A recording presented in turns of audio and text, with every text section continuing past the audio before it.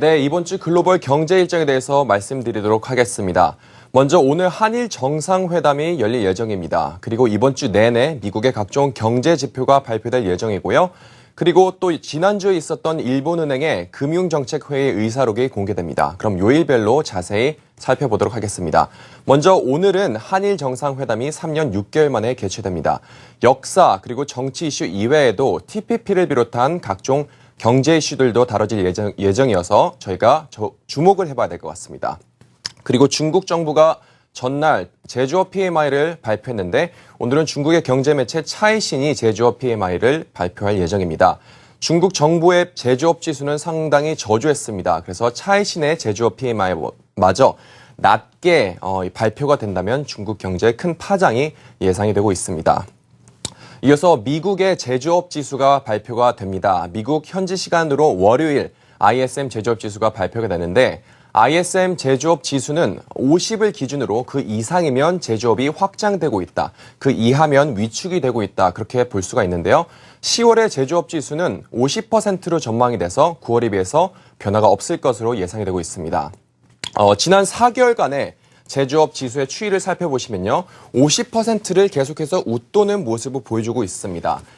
그래서 10월의 전망치는 50으로 전망이 되어서 변화가 없을 것으로 보여지고 있는데요. 전문가들은 10월 제조업 지수가 전월 9월에 비해서 0.2%포인트 빠진 50%로 예상을 하고 있습니다. 이어서 화요일의 경제 일정 살펴보시면요. 9월에 미국 공장 주문 증가율이 발표될 예정입니다.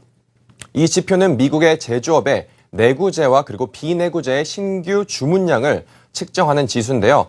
지난 27일에 먼저 내구재의 주문량이 발표가 됐습니다. 1.2% 감소했다고 발표가 되어서 화요일 날 발표될 전체 공장 주문도 0.9% 하락할 것으로 예상이 되고 있습니다. 이어서 수요일 일정 살펴보시면요.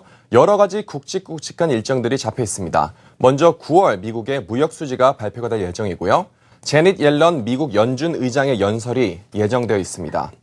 옐런 의장 이외에도 윌리엄 더들리 뉴욕 연준 총재 그리고 스탠리 피셔 부의장의 연설도 잡혀 있어서 지난주 미국 금리 동결 발표 이후 연준 관계자들이 어떤 발언을 할지 귀추가 주목되고 있습니다.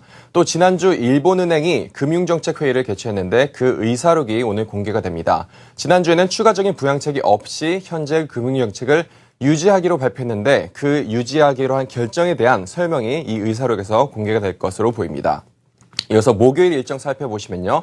미국의 주당 신규 실업수당 청구 건수가 발표가 됩니다. 전주 대비 2,000건 정도 증가할 것으로 예상이 되고 있습니다.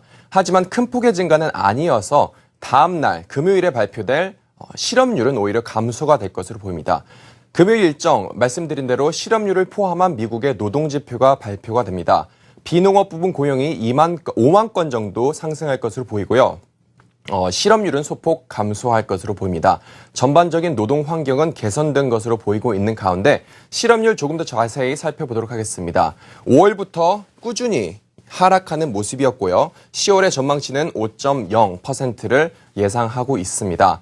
5.0% 기록하면서 미국의 노동지표 이렇게 전망적으로 아주 좋게 보이고 있습니다. 전문가들은 따라서 12월 금리 인상 가능성이 이런 긍정적인 노동 지표로 인해서 금리 인상 가능성이 더 높아질 것으로 보는 사람들도 있는 것으로 보입니다. 미국 금리 인상에 대해서는 저희 생방송 글로벌 증시에서 계속해서 업데이트 해드리도록 하겠습니다. 지금까지 이번 주 글로벌 경제 일정 살펴봤습니다.